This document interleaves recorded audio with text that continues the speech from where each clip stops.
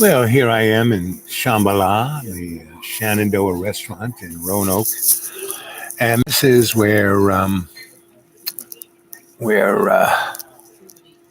Shears meets Sanford and Son meets Archie Bunker, and it's always a pleasure. The food is always good, and everybody knows my name. Anyway, so here it is Tuesday, and tomorrow, Wednesday, I'm gonna have the rest of my teeth, these last three, taken out. And you'll be observing me gumming breakfast. And well, yesterday was Memorial Day, and I want to say thank you to everybody. I mean, everybody, because hospitality and grace is what it's about, and and all our fallen heroes and heroes who are suffering and and serving. That is the greatest hospitality they could ever do. And the greatest crime is the misuse of this hospitality. You know, the greatest crime we in the United States have committed is the misuse of the hospitality of the indigenous people that were here, the land that was here, and all of the great citizenship, the people who served. And I'm going to read, may you be happy. This is our existential vision statement as an antecedent to our ego will, with which falsely believes in the structured non-existence, i.e., the unsustainable mass consumption, consumerism.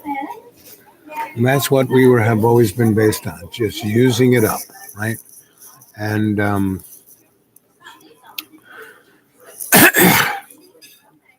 and what was this planet, this continent before Europeans, before Christopher Columbus showed up? And Spain was probably the most vicious manifestation. Oh, thank you, darling. You're so welcome. Yep, What yep, else? yep. Butter? Butter, yep, and What else? a little sour cream, a little chili, salsa. Salsa, Salsa. sour cream, and butter. You got it. Anything else? No, I think that's All right, it. here's ketchup. Thank you, baby. Awesome. Yep, yep. That's Tammy. She's just the best. And here's my breakfast. Right. Oh, let you see my breakfast. Can't beat it. I made John breakfast today. I made him a nice omelet, and I made him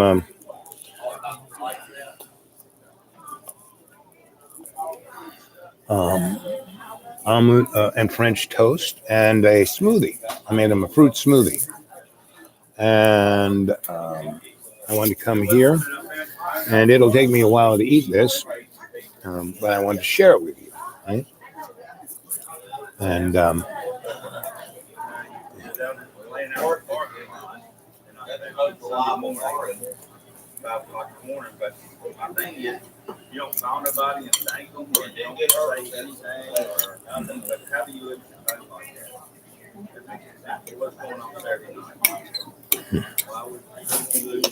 yes, and you know, if you can be quiet, everyone's conversation is always really interesting. People always talking about something important. People around here don't talk about what new shoes they've got or what's trending on their Instagram. They're talking about their kids, their job, and the kind of things they're suffering from.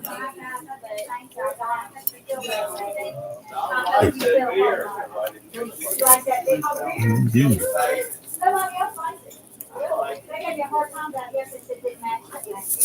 I said, good thing I do what I want to do. That's right, Tammy. And you do that the best. Yeah, the nerve of them people telling me they didn't like my mirror. Well, well, they just don't know what true style is. They don't have it. No, they don't have a clue. No. Are y'all okay? I'll bring you some more. Yep. So that was Tammy.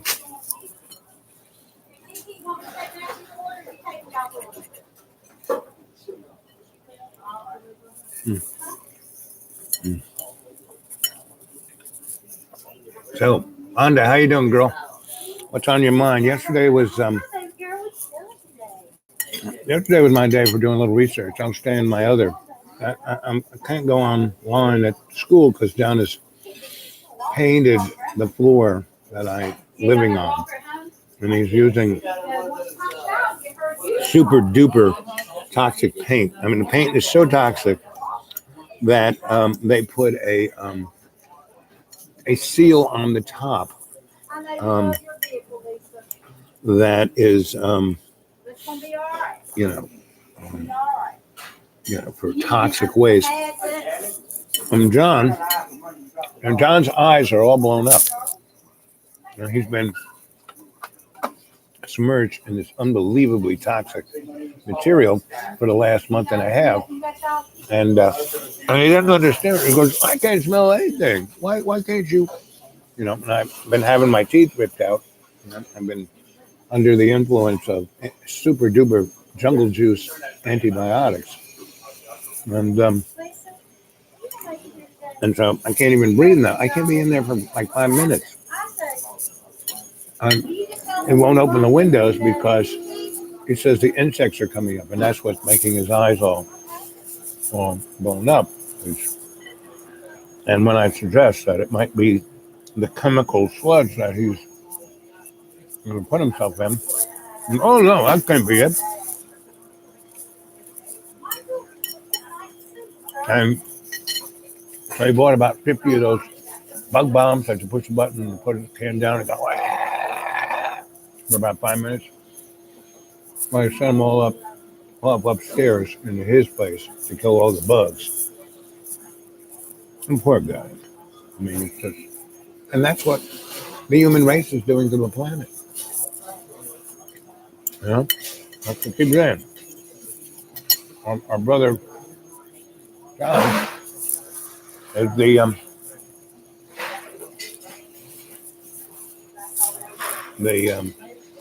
canary in the coal mine, and pretty much we all are. Some are a little more aware of it than others, but it's a problem, right? And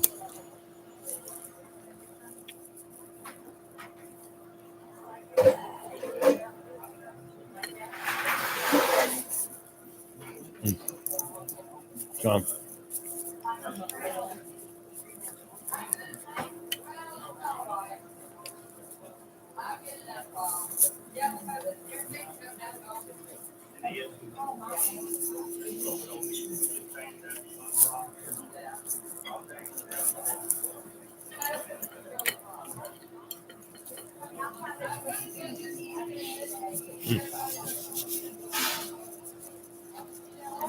So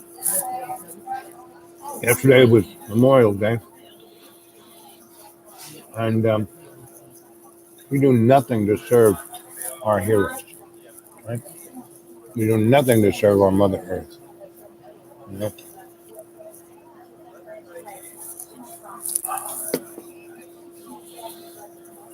So it was one of the motivators of me writing this.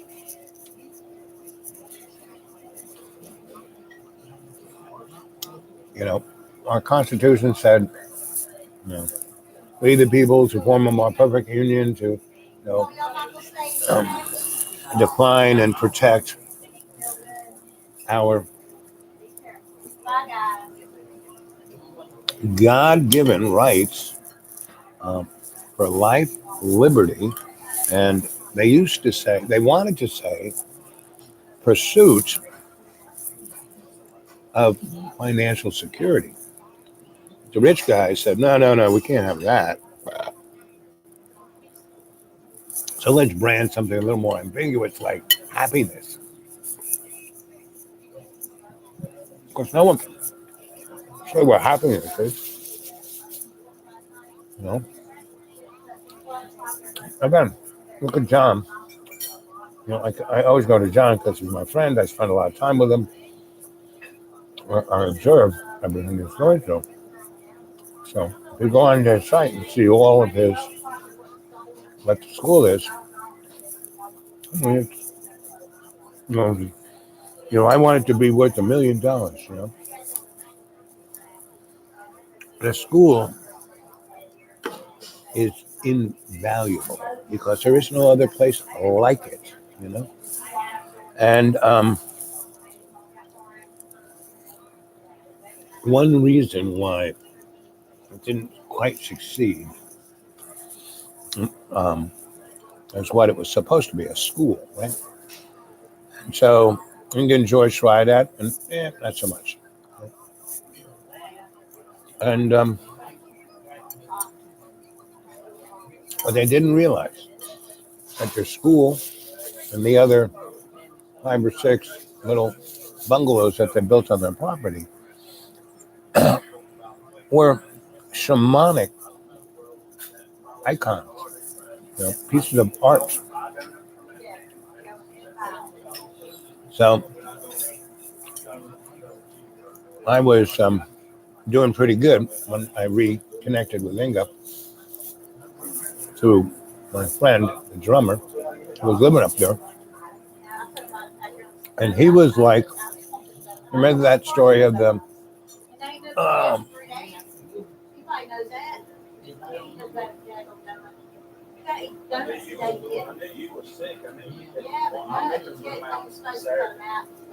yep, exactly. But happiness comes from here, not by the stuff you own, the car you have, or the career, the job you have, So I stay alive day to day. That makes me happy. I kind of had to give up my 6-figure salary job working for the corporate desperate lawyers because it killed me. I ended up, after 8 years of that, dead in a bowl of spaghetti. But when I went to the other side and met my masters, they would say, "Hey, great to see you. Man, good to have you back. But gotta go back down." And this is my 6th time I died. So that's a lot of times of dying and coming back. Every time we cross the real sticks, our staring them makes the cost more and more. Right? And right now, my body is very susceptible to everything. And so when I was out in the deep green, I got a really bad tooth infection, and all my teeth had to go. And because I had no money to pay for it, the universe brought me $120, so that one really bad tooth could be taken out, and the guy could give me the jungle juice antibiotics. But he said, there's that whole, all those teeth had to come out. So I went to, my jailer dentist, and he said, well, get all that out. You're going to have to, you got a really bad infection, and for us to really take care of it, you're going to have to go in the hospital. So that means you're going to have to really get sick and go to the emergency room, and then we can take care of you. So I had to be sick for almost a whole month before I could get this taken care of. I get sicker and sicker and sicker, and that's why I sounded like Barry White, and that's why, I was, hacking up my lungs, and anyway. So 2 weeks ago, I ended up in the hospital. got on the Jungle Juice IV, and they took out the next three teeth that were worse and excavated into the marrow of my jaw and put the IV in there. So it was pretty. And the whole time, John was paying the floor without any regard to. So I had to crawl up to the A-frame, which has its own environmental issues, but nothing like those. And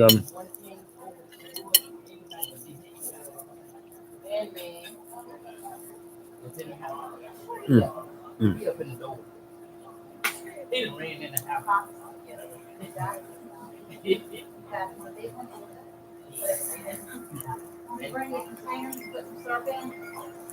I got syrup in.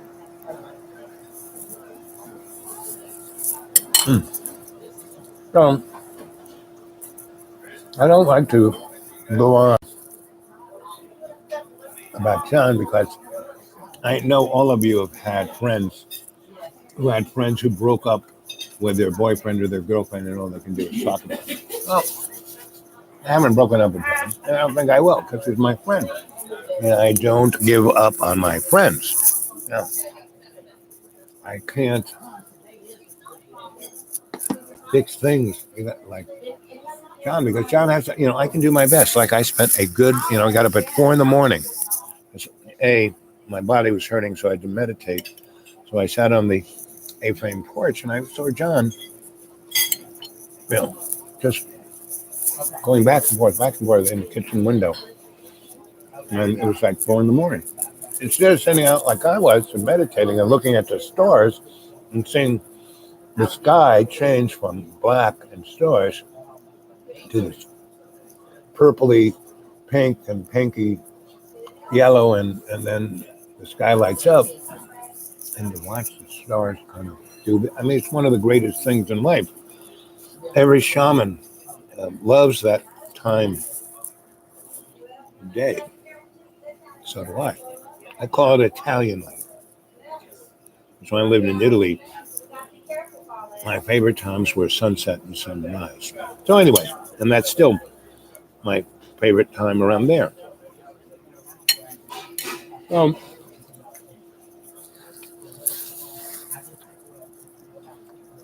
I went down, and he had gotten this like total pinwheel, weird, strange light fixture. Very 1990s kind of rich person's light fixture. I watched her put it in the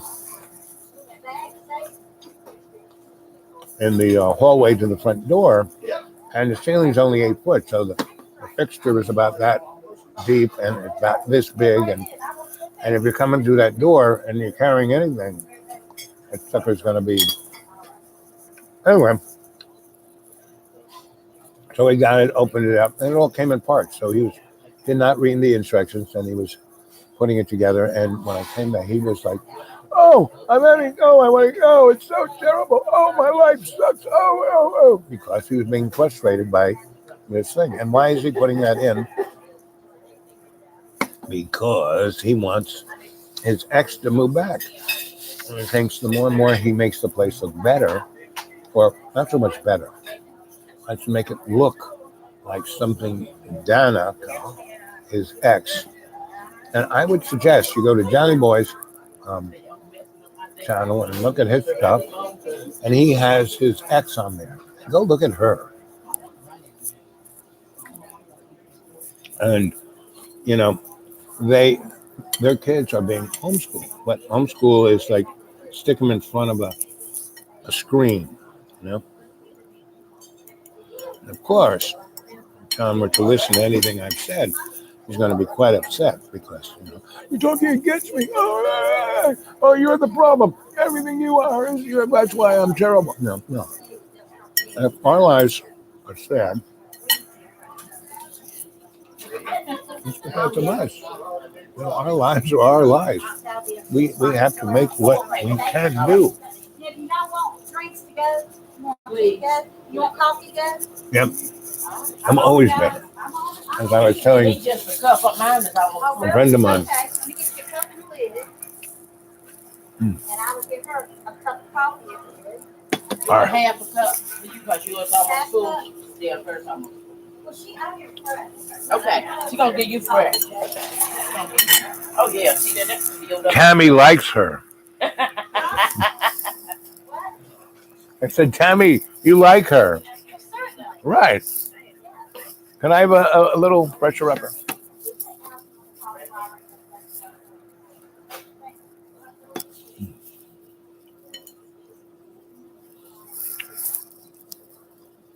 Mm. Thank you, sweetheart. You're welcome, baby. So how long you been? I mean, how have you been? I haven't I've seen been them. good. I haven't seen in a while. Yeah, they let me go a year ago, and then I came back. That's for a shot. Right. They gave it back. Give you a second shot. Give me a second chance. Well, good girl. So, Everybody needs a second chance. yeah. I mean, if we were to, my two rules, or some of my two rules, everyone needs a second chance, and always be kind.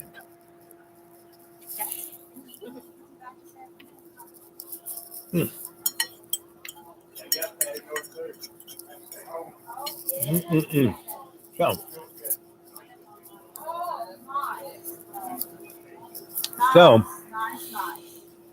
the one thing about being sick, it makes you appreciate being well. Now, I got a lot of things wrong with me, so I'm never like, whoa, hey, I have issues all the time, but some issues are a little more than others. And I think the worst pain is dental pain. So I've broken a lot of bones in my life, and been shot, and lots of things wrong with me. But dental pain's the worst. But now I have no teeth, so I won't have any dental pain. It might take about a few months for everybody to heal up in there, and my jail dentist said that he'll work it out so I can get some dentures. So it's all good, and that's really the story. And I was trying to explain that to John, is that life isn't about stuff. You're spiritual beings put in this avatar, this bag of water, to experience life. Because the more we can experience and put in the construct of love's co-creation, the more little baby steps we can make to ascend to our conscious free will. Now that we're in the Aquarian age,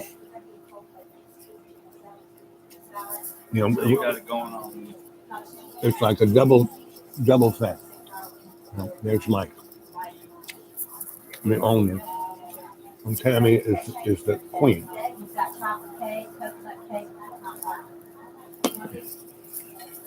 Of course, you want a piece.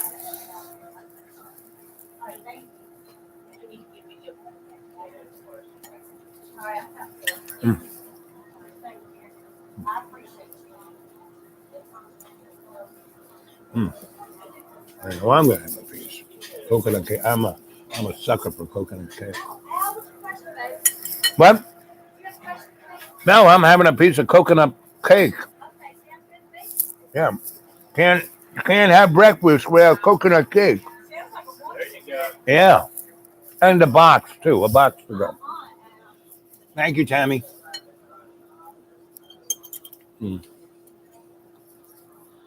Anyway, I like this one. Pretty good. But this will all cost me like $10. And I'll be able to take some with me.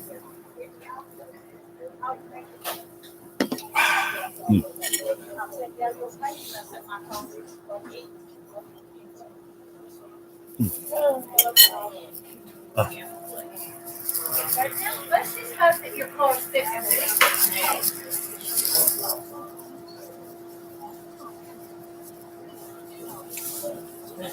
Thank you. I'm gumming my food. This is the only piece I have left. Oh, lucky. Oh, I'm sorry. Thank you, baby. Oh, It looks like somebody bit a bite. yeah, a little mouse got in there. Yeah. It looks like somebody. Yeah, bit yeah, off yeah. my hood.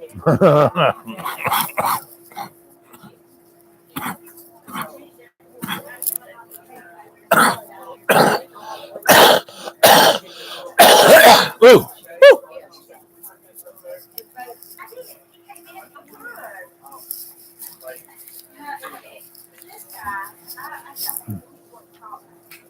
All right, dear. We'll see you soon.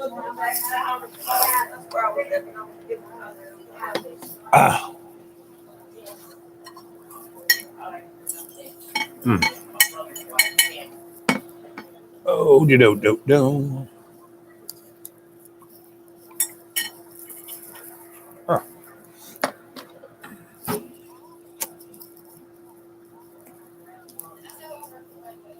Hmm.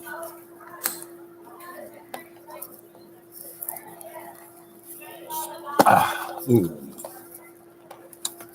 See, yeah, so I can't eat sugar. Can't eat carbs. Thing is, you can, but not all the time. I haven't had a piece of cake like this in about 3 months, 3 to 6 months. I can't even remember, but I'm just trying to be relatively honest. Sweetheart, could you get me a to-go box for that and a bag? Oh, coconut white cake. Mm.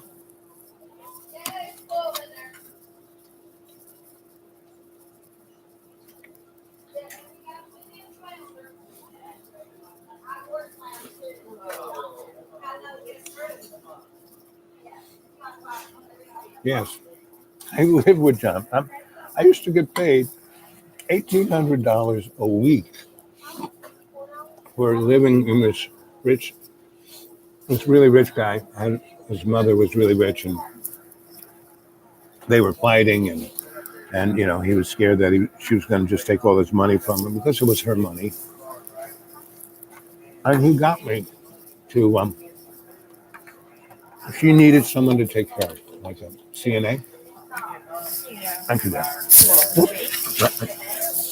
Anyway, and so I went in disguised as a CNA, and she, and I was dressed not in white and with that kind of look, and I did everything she, told me to do, and I was attentive. I was always right there with her. I was always listening and reading her books and taking her where she wanted to go and making her the food she wanted. And so she wasn't really sick at all. She was only about 4 years older than I am today. And I was probably 38, maybe, give or take. Anyway, she got all the way better. And her doctor, who was a total moron, was, I don't know how she's doing it. She should have been dead by now. And that's what the young guy wanted.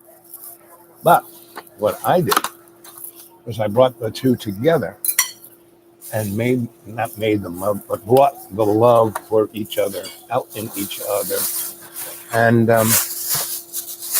so I stayed there for about 5 months, give or take, and he paid me $1,800 a week. I got free place to live,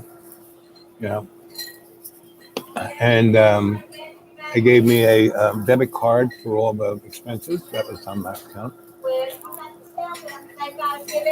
And once I got her and him healthy again on a good diet, and one of his bad diets was that he was living on his own eating crap. This guy had millions of dollars. So he actually moved back to his mother. And he still had his other house, and he lived in, but he would stay. He had a really nice suite. And it was an amazing house. I mean, it was an estate. And anyway, so come back together. Got both of them, right? She met a man, have a man in her life. And he got to a place where he actually found a wife who he had children and had a life with, and he went off and did what he always wanted to do. And I stayed connected to them. I'm still connected to the guy, but he's moved off to Europe, so he's hard to get a hold of. And when she died, she I mean, she was a smart person. She realized what I was doing, meaning that I wasn't a CNA. And so, after I got them together and everything was great, they kind of gave me a very nice bonus. And every Christmas, I got a very nice card with a very nice bonus in it, and my birthday bonus. And when she died, she left me a nice little, not trillions, but a nice something. What she did do, that was quite nice, was that over the years, there were a number of things that I did. The arts, homeless people. And she endowed a number of entities with serious cash, because she knew I was a guy who always had whatever I needed, and I really didn't need anything. And what she gave me over my birthdays and Christmas over the years, it was more like the aunt, with like my godmother, my mom's younger sister. She was like a kid her whole life until she died. And we had the same birthday. I mean, the same birthday. And I would send her a birthday card with a $5 bill in it. And then a week or two or three later, and I'd put a little star on it. And a week or two or three later, she would send me a birthday. Oh, I forgot. And she would send me a birthday card with that same $5 bill in it. So it was like that. But this lady gave me more than a $5 bill. And and it's interesting. I've always gotten paid well and received whatever I needed, right? Today, I'm probably doing a more interesting work for the universe, and I'm way, I'm living on, $300 to $500 a month, and it was tough when I needed, $600 to have my mouth worked on, and I didn't have it, and so what did it do? It made me step up to my shamanic skills to keep it from, killing me. And really, it hurt. But the day it really hurt the most was I was at the Deep Green, and the folks who had visited, I got in there, and the guy who drove up from the coast, and the two groups who came from Asheville, they came within the first week I was there.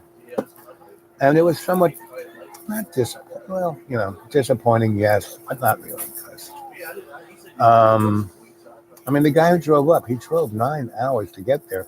We had a lot of nice Gmails and a lot of nice phone calls. He gave me his phone number. I called him up. We talked on the phone for hours. I thought this guy was definitely going to be one of the, cadre who was going to start the circus, because he want to do art and have an art organization, And he showed up, and he lasted 6 hours there. Right? And then he left. And then he left on Sunday, and then that whole week was beautiful. Sunday it rained, He got there, I think, Friday, and maybe he left Saturday. But it didn't even rain. I mean, I've been in the deep green when it has rained weeks, like just torrential rain, because it's right in this weather pattern.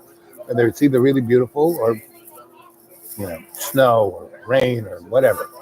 We even have tornadoes there, and it's mountains. You're not supposed to get friggin' you know that. And so anyway,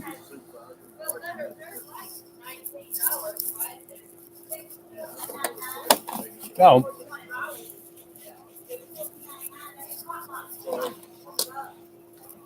and so I got there the day after Easter, and or 2 days after Easter, and I was there for a whole week. That was beautiful.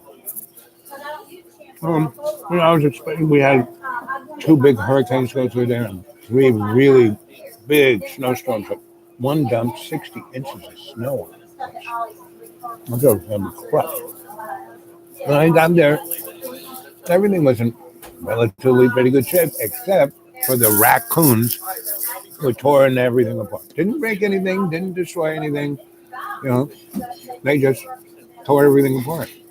And then I had to pick everything up, and a lot of the stuff was put out on the middle of the field, and it rained and snowed on it for 6 months, and so that had to be collected. And I was just too kind of tired, and it was really interesting to see how those 3 groups of people watched. And I don't know if you ever seen photos of Appalachian poverty, when people there's stuff strewn everywhere. And that's not because these people are smart. It's because the raccoons are always going through their stuff. Yeah. Yeah, I only got 22 more. You got a gun, Andy? And so A lot of summers, a lot of winters. That's the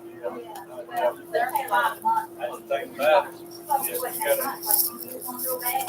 The weather gets as much as anything out there. Have decent weather, you can we got weeks like this one coming out. Yeah. 93 today, 95 tomorrow. Y'all got a lot going on too, don't you? Yeah. Did y'all finish Furnace Cross? Did you? I bet you're glad that's over. Yeah. That's always we just redid a diamond in the yard last week. Oh wow. That was a nightmare. You're ripping stuff that's been in there for 60 years. I remember those things. They were always a nightmare. Got the whole world tied up. Yeah. So what are you guys working on? What are you digging up? No. Sometimes people don't answer my questions. Well, it's always my attitude towards everything is it can always be worse. I mean, I lived in places that had martial law. Been to places that were bombed out. Places that earthquakes. I went to Mexico City when they had the big earthquake, and it flattened the place. I was brought in there to get the power running for the friend of mine worked for NBC, and they were connected to the Mexican broadcasting system. I think they own it now. Anyway, so you want to go to Mexico City? Did you ever go to Mexico City? No, but I'd like to go. Can we go? Oh, yeah. I'd love to. You'd love it because it's up in the mountains. There's a big lake, and it's beautiful. And they had a gigantic earthquake in the 80s that flattened the place, and it's all rebuilt, and it's got still the best of the ancient old stuff, and everything's brand new. Oh, wow. Cool. And it's really... We have one of our poker players that goes to Mexico a lot. He's got a girlfriend down there. He's trying to sell his house so he can go down there to live. Well, he'd be probably happier. I think he would. Yep. Then you'd have a place to go visit, Tammy. I mean, that's the key to traveling, having a place to go visit. And that's why I offer all of you guys the Deep Green. Come and visit, because the Deep Green is amazing. It's right in the middle of a lot of stuff, and it is out, I'm 30 miles away to anything. No industry, no highways, no light, nothing. Right? Now, it's got issues, like every place else. But I'm 30 miles to Johnson City and ETSU, amazing university. And then I'm about 30 miles to Boone, North Carolina. That's where App State is, which is a hipster college university where they don't do anything except ski and drink beer and have opinions on stuff that they don't even know what they're talking about. And opinions are like your anal porch. Everyone has one, and crap comes out of it. And then 70 miles from my front door is Asheville, North Carolina, and I was the dude awake in Asheville between 91 and 99. And that was the best time to be in Asheville because there was nobody there except really interesting people. And then in 96, Asheville, it paid off its depression debt. That's why Asheville was stuck in amber, because nobody would lend them any money. And that was a good thing, because all this beautiful city stayed just the way it was. They didn't tear any of it down. And now, oh man, they tore down this beautiful old apartment building so they could stick a Staples in the middle of town.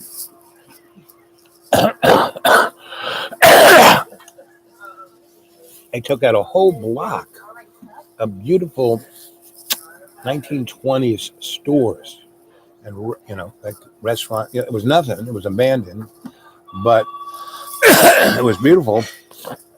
And we tore it down and stepped up 6 stories of the crappiest apartments. I mean, it looks like stack and pack. It looks like they brought in, and that's what they kind of did. They brought in, mobile homes and stuck them on top of each other and called it new architecture. There used to be one coffee shop, an hour. You had a restaurant called Stone Soup where you could pay whatever you want. And then we had the Blue Bus, which this guy was an amazing, he's from Guatemala, chef, but he was a heroin addict. And we cooked food for the homeless people there. The food was so good that just 2 blocks away from us, and this bus was a burned out bus that was left in an alley. So I jacked it up, put some cinder blocks on it, so it was that, and took the bus seats out, and the back of the bus had been chopped off, and there was a building right, this thing was like almost pushed up against it. It had been a pharmacy for the black folk, and they had one of those counters that pharmacies used to have. And we cut up, the front of that building and just slid that counter into the bus and had it still going into the abandoned pharmacy because it had a kitchen in the back. And we would cook that, and it was the best food in town. And that, now, if you go to Asheville today, you can go to a restaurant called Salsa's. It's right downtown. And that is what the Blue Bus was, because all these lawyers and judges were coming because, City County Plaza was 2 blocks away and there was no place to eat. So they come there and they'd be shoulder to shoulder with homeless people. And we had a little basket. It said, put in what you want. So after about 4 or 5 months of doing that, the rich guy came and said, listen, this is great food. We need a restaurant downtown. I own a building. I'm going to, you guys come over and set your restaurant up there. You don't have to pay rent. Keep the money. We just want to eat. And we did. And that guy, when he was occupied, he didn't do heroin. So he built that, and it became, and it's still there, Salsa. And then, Roanoke started to go hipster. That's why I left. And so he made 6 other restaurants. He was like, he had a restaurant empire. And then, I kind of went back to heroin. and a lot of money. Bad mix. So if you were to come to the Deep Green, we can go to Ashland. And I am still the dude there. There's loads of people who still, oh wow, and there's places for us to stay and things for us to see and do. There's a lot of stuff that I started there. When I start something, it keeps going. Like go look up collaborative artist projects in New York City. It's still going. Go look at ABC No Rio. Still going. No Say No. Still going. The Knitting Factory, Franklin Furnace, The Kitchen, PS1, and Brooklyn Academy of Music. These are all things that I was, took over the buildings, put the people who wanted to do something, they had no place to go. I put them in there, got them grants, got them started, guarded the NEA and NISTA to support them, and then we took it. Right? But that's what I do. That's my thing. I don't really run anything. I just am that pebble in the pond, and my little wave keeps moving along. So, when I died in that plate of spaghetti, my mentors and masters in Shambhala said, hey, if you want to get here, you got to go back, and you got to finish what you started, Now, he took a little left turn into the swimming pool of hedonism, but that's okay. We needed to experience that. You did. You got it down, right? And I'm going to read you this, if you're still there, Rhonda, and the other one. So this is a thing I wrote Saturday, Sunday, and yesterday. With a little project that some people want me to help them. And so I wrote this first page, and this is a shamanic ceremony I wanted these folks to read to get the juices flowing so they could make the change. Otherwise, they're not going to go there. They'll just do what most people do, the same thing over and over again, expecting a different outcome. So here we go. May you be happy is the existential vision statement as an antecedent to our ego will, which falsely believes in structured non-existence, i.e., the unattainable mass consumption of consumerism. Whereas love spirit accepts with faith that love's creation is all that exists. To have faith in love's miraculous atonement of empathy is the only path to heal our sick ego existence. Ego's will sickness, or ego will sickness, is the separation from our true spirit of love, with the belief of ego's will's religious muscle of hate. Believing in hate, we hide in the incandescent darkness, denying that the photonic light of love's miraculous atonement of empathy, resides eternally within our conscious free will. The will's ego sees our true state as sinners, when the only reality for us is the peace of love's innocent spirit of empathy's atonement, in empathy's of one's love. That's just the first paragraph of 6. Right? Now that is a shamanic ceremony right in itself, because so much is packed in there. I'm talking about the two different kinds of light, because the Luciferian light of ego's will is incandescent, like this light bulb. It shines a shadow, right? It hides, right? Whereas love's photonic light has no shadows whatsoever. photonic light, can't even see where it's coming from because it's everywhere. And when you create a hologram, when you blast one laser beam into another and then carrier in there, it creates a hologram. That's photonic light. And it's a artifice of an edifice, meaning it recreates within the spectrum, within our five senses, photonic light, but it's not spiritual photonic light. It's not love's co-creation. It's a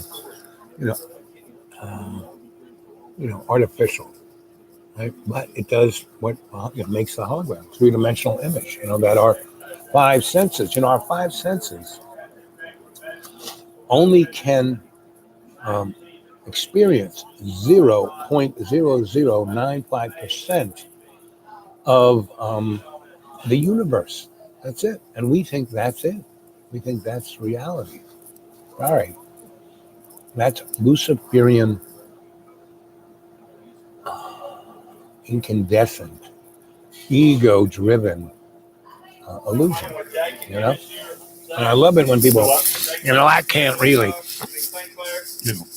take the time or stomach to even think about what you're talking about because I live in the real world. I gotta pay my bills. I gotta do what I gotta do. If that means I have to mess with you, I will. Oh, that guy or gal is not very happy.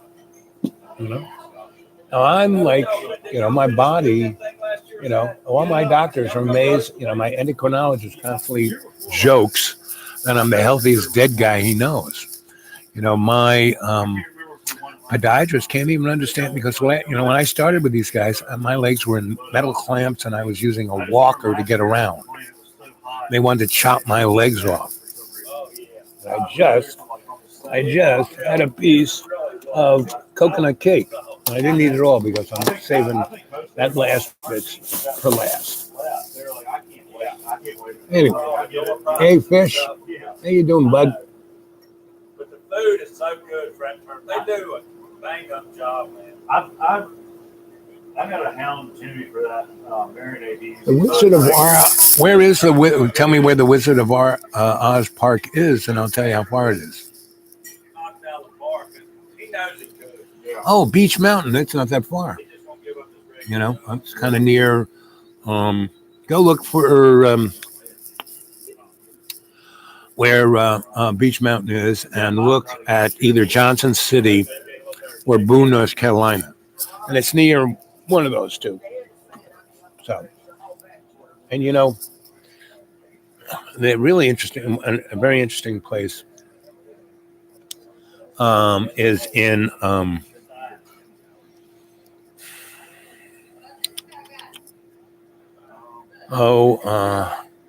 Black Mountain. There's some really interesting esoteric things, and Mount Mitchell is a very sacred mountain. And the 15 miles either side of Mount Mitchell, there's one of the tallest waterfalls in the United States is there. And it's an extremely sacred place. And it's the headwaters of the Nolichucky.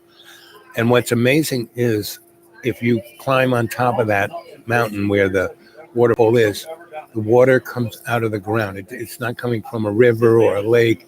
It's coming right at where the waterfall is. So there are a lot of things. There's a place off of Forest Road 472 between Mount Mitchell and Little Switzerland that in the middle of you're on the road and that water from that waterfall comes bouncing around the mountains and it goes away, comes back, goes away, comes back. And there's this big pile of stones the size of school buses that are covered in moss because the water kind of hits off this and sprays over it and comes down. And then underneath it, it goes on to make this stream. And I lived there when they had a couple of real heavy droughts where all the springs and waters dried up, but not this 20 square acre area. It was like the Garden of Eden. And you can't, it's just, 100 yards from the road, but you can't find it unless it lets you find it. So I could take you there. And there were about 20 to 30 sacred spots like that within 70 miles of the deep green. And that's why I'm in the deep green, because I'm the center of all this amazing stuff. And yet, out in the middle of nowhere. But one of the groups from Asheville found me because they listened to my channel enough to and they kind of knew the neighborhood enough where they went to Google Earth, and there was a picture of my deep green on Google Earth. Not only that, the picture when it was taken had my car and me in it. Now, the resolution of that picture was, you could say there's a body and there's a navy blue car and there's my site, but that was me. Well, I'm the only guy there. And so if those morons could find me on Google Earth, I'm sure anybody who wanted to send a drone strike at me could take me out. Or I'm sure there is if that Google Earth satellite caught my shot, I'm sure they got something up there with a big microphone listening. So I wave at them all the time. And that's what I'm saying. The technology is like off the hook. It's a good 1,000 years ahead of where Walmart is. And that hidden hand and the powers that be are really moving towards what they think their end game is. And that whole movie, The Avengers Endgame, those movies are Marvel movies are a shamanic, more dark magic ceremony to get the general public who watches those movies. So crazy as it was, I just hopped on the bike at mom and dad's house and I'd ride out to Lake Forest. Who knows who that is? And I like my. Okay. Let's see who this is. Hola. ¿Cómo estás? Oh, we went to every paintball thing. We went to every go-kart track. We did everything. I mean, we spent about as much money as anybody could. See. Motel rooms ready, so we had a townhouse, a little condo. So you're watching the channel? They all slept on the floor. Yeah. Right. Yeah, I mean, you can jump in and be part of the chat here. Wait a minute, I have to. Hold on. Go ahead. I'm sticking my microphone to my little speaker of my phone. So say hello.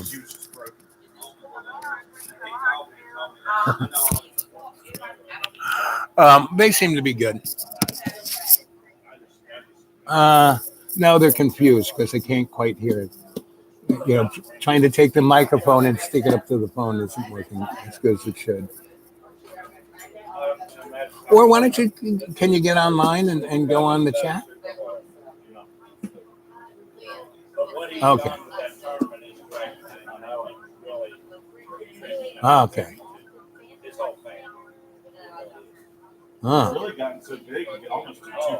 Right.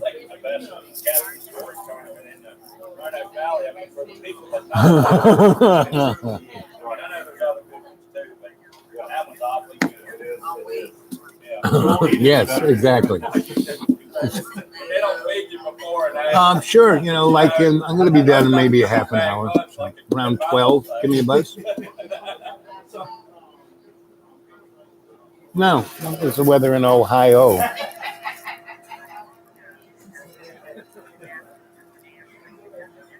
Yeah.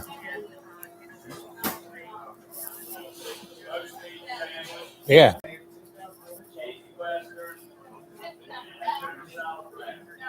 Right. I mean, and if you're a lady, you need to go, stopthecom I'm talking to the kids on the live chat. And the really thing that I like that she makes a big point of, she shows how all of these catastrophes, then these investment banks come in and buy the town. Right, right, right, right, right. Yeah,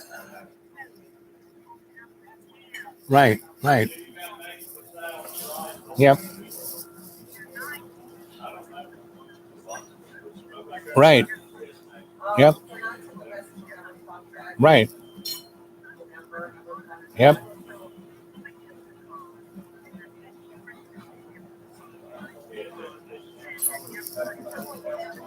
right. Yep, right. Yeah, yeah, Okay. yeah. Well, that's what's happened across the country, and they're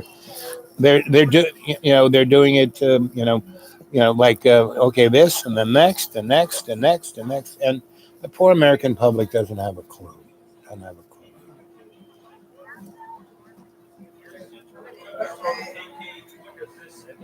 Hmm.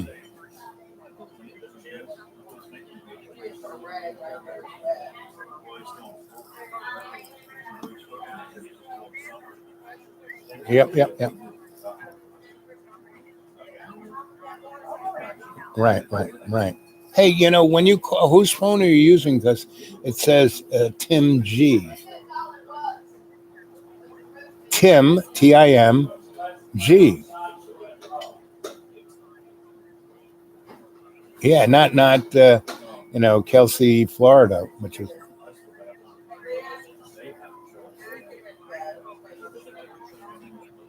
right. Yes, right. So that's why I didn't. That's why I answered as Mr. Consuelo. Mm-hmm. Right. Okay. Talk to you in about a half an hour. Anyway, that was my friend. Uh, oh, didn't end the conversation. End the conversation. Anyway, no, that wasn't Polly. That was Blue Water. She's in Florida.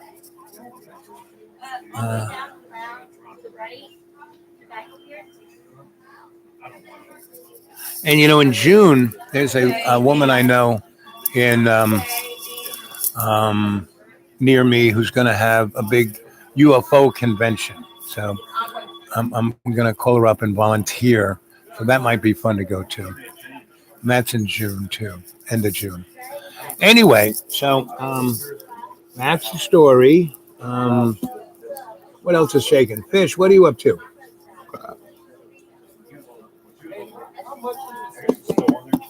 Polly, I'm going to try and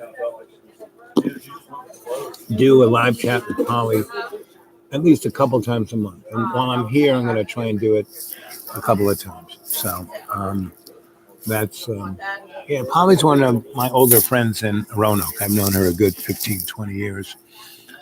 And she is true blue. Oh, you're working too. Everyone's calling me from work.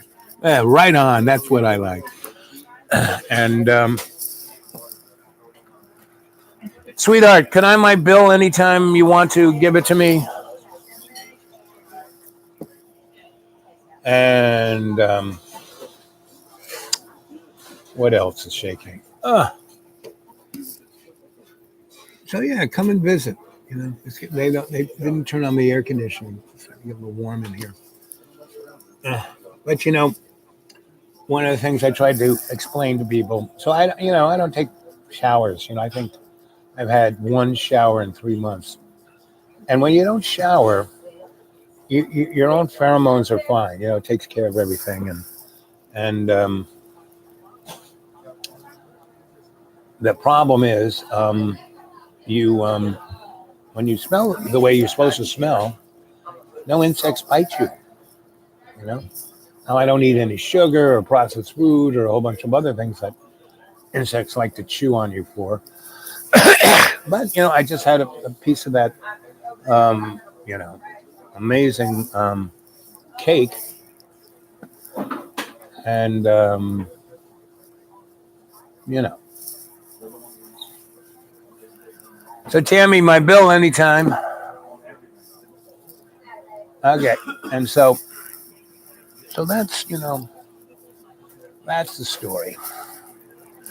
All things are as they should be. Huh? Yeah, hot one, just a hot one. Yep. Yes, just a hot to go.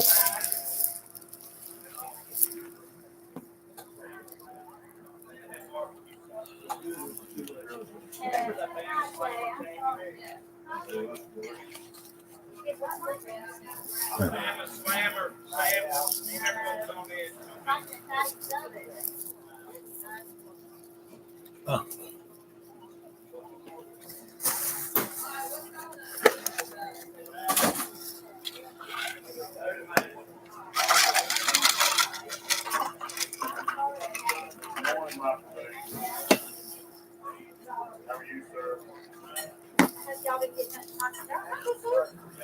Ah.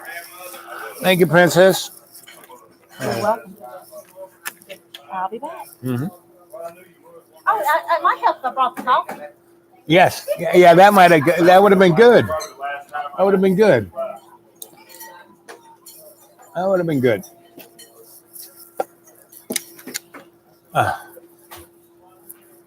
Ay.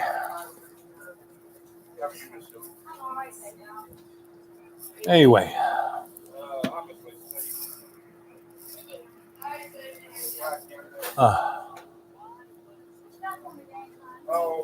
So, and listening to you. And this is like, the Truman Show. It's like my life going on here, not just me, lecturing.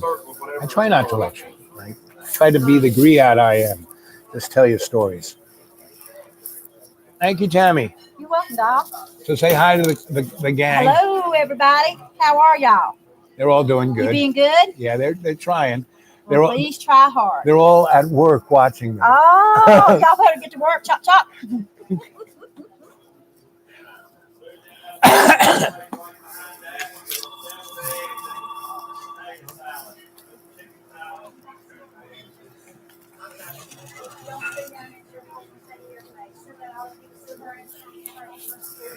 Yeah. Anyway.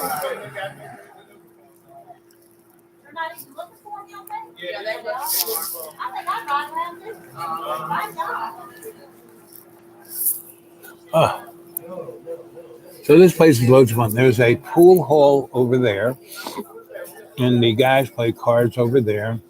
And there's a disco dance floor. At Thursday nights, they have karaoke, and then later they have the disco DJ, and then Friday they have the karaoke and disco DJ, and Saturday they have whatever kind of music live kind of, and it is like going back to Detroit, 1970. It's you expect Barry White to walk out at any moment. And like I said, it's Cheers meets Archie Bunker meets Sanford and Son. I used to live nearby, and I used to come pretty much every Thursday because everyone came for karaoke on Thursday. And I loved it because this place is full of crackers and full of homeboys, right? And one night, this the guy was wearing his KK Clay robes, and the other guy was wearing, his homeboy OG outfit, and they were singing together, Ebony and Ivory. It's like you can't make this stuff up. I mean, just look how this place looks on a Tuesday afternoon. Not even it's 11:45, and anyway, so And we've been talking now an hour and 9 minutes. And I will sign off at 1 hour, 11 minutes, and 11 seconds. A good synchronistic moment. So, I hope you are watching the past shows. I hope you're putting them on hard drives and thumb drives and whatever kind of drive for posterity, just in case YouTube goes away. And I hope what I'd love it is if you guys take my show, and like I did, where I show you videos off my phone. I would love it if you guys took my show and did like a science fiction theater 3000, where you put little finger puppets in front of me making comments about what I'm saying, just like the chat does here. And that would be fun. I mean, whatever it takes to get this out, I don't care. Go, loves co-creation. Get creative with this, So 1 hour and 10 minutes and 53 seconds. So I'm going to move my little cursor over to the point. This is going to be 1 hour, 11 minutes and 1 second, and 2, 3. So have a beautiful day. Have a great week. Tomorrow I go into the night. So you might think, good thoughts. Here it is, 11, 11, 11. And I love you guys. And I'll speak to you soon. Maybe Thursday or Friday. Because tomorrow I don't know how much talking I'm going to be doing. Well, listen to those guys. That's the last. Okay? And nothing else than those guys. And they're going. Okay, gang. I love you guys.